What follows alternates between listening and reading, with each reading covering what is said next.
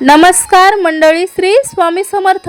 एक म्हणतात 2-3 भाकरी खाऊन मोकळे व्हाल इतकी टेस्टी आणि अप्रतिम चवीची लफलफीत आणि चमचमीत गवारीची भाजी. कोणतेही वाटण न करता कमी मसाले वापरून घरात अवेलेबल असणाऱ्या साहित्यात पारंपरिक पद्धतीने गवारीची भाजी चला बनवूया. त्यासाठी ते पाव किलो गवार स्वच्छ धुवून घेतलेले आहे. गवारीच्या शेंगाचा बघा मागचा आणि पुढचा आपल्याला देठ काढून घ्यायचा आहे आणि गवारीची शेंग अशा पद्धतीने कट करून घ्यायची आहे. गवारीच्या शेंगा इथे अशा पद्धतीने कट करून घेतलेल्या आहेत. गवारीची शेंग भाजण्यासाठी एका कढईमध्ये थोडंसं तेल आपण सोडलेलं आहे. तेल गरम झाल्यावरती ते नीट करून घेतलेल्या गवार आपण टाकून गवार बघा छान थोडेसे डाग पडेपर्यंत आपल्याला ह्या गवार भाजून घ्यायच्या आहेत. गवार भाजल्यामुळे गवारीच्या भाजीची चव अप्रतिम अशी लागते. अशा पद्धतीने ते गवार आपण भाजून घेतलेले आहे. गवार भाजताना जास्त डाग पडू द्यायचा नाही. बघा इथे फोडणीसाठी 2 पळी तेल घेतलेलं आहे. तेल गरम झाल्यावरती 1 चमचा मोहरी, अर्धा चमचा जिरे टाकले. जिरे मोहरी छान तडतडल्यानंतर कढीपत्त्याची 12 पानं टाकून दिलेली आहेत. अद्रक लसूण चेचून टाकलेला आहे. छान अद्रक लसूणचा कच्चा वास जाईपर्यंत परतून घेतलं. त्याच्यामध्ये हिंग पावडर टाकलेली आहे. छान हिंग पावडरचा सुद्धा उग्र वास जाईपर्यंत परतून घेतल्यानंतर एक बारीक आकाराचा मध्यम कांदा चिरून घेतलेला तो टाकून कांदा गुलाबी रंग होईपर्यंत आपण परतून घ्यायचा आहे. कांदा बघा अशा पद्धतीने परतून झाल्यावरती त्याच्यामध्ये 1 टोमॅटो आपण बारीक कट करून टाकलेला आहे.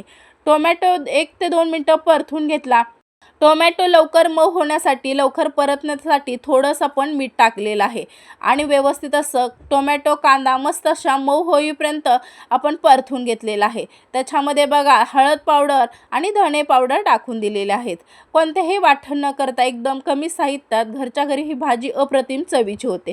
सर्व मसाला बघा तेल सुटेपर्यंत अशा पद्धतीने परतून घेतला. त्याच्यामध्ये इथे भाजून घेतलेले आपण गवार टाकलेले आहे. ही बघा गवार आपण व्यवस्थित अशी मसाल्यामध्ये 1 ते 2 मिनिटं व्यवस्थित अशा पद्धतीने परतून घ्यायची आहे. गवार बघा मसाल्यामध्ये परतल्यामुळे खूप छान चवीची लागते. कोणतेही वाटण न बनवता खूप छान अप्रतिम चवीची अशा पद्धतीने केल्यामुळे गवारीची भाजी छान लागते. व्यवस्थित असं मिक्स करून दिलेलं आहे आणि ह्या गवारीच्या भाजीवरती आपण झाकण ठेवून देणार आहे.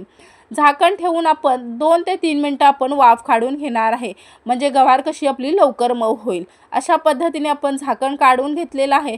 गवारीची शेंग आपली मऊ झालेली आहे. त्याच्यामध्ये आपण लाल तिखट आपल्या आवडीनुसार टाकायचं आहे आणि व्यवस्थित असं मिक्स करून द्यायचं. बघा आपण कोणतेही वाटण, कोणताही मसाला एक्स्ट्राचा वापरला नाही. एकदम पारंपरिक पद्धतीने गवारीची भाजी खूपच टेस्टी होते. अशा पद्धतीने मसाला टाकून व्यवस्थित मिक्स केलं. चवीनुसार मीठ टाकलेलं आहे. अगोदर पण आपण मीठ टाकल्यामुळे बघा अंदाजाने मीठ टाकायचं आणि व्यवस्थित मिक्स करून दिलं.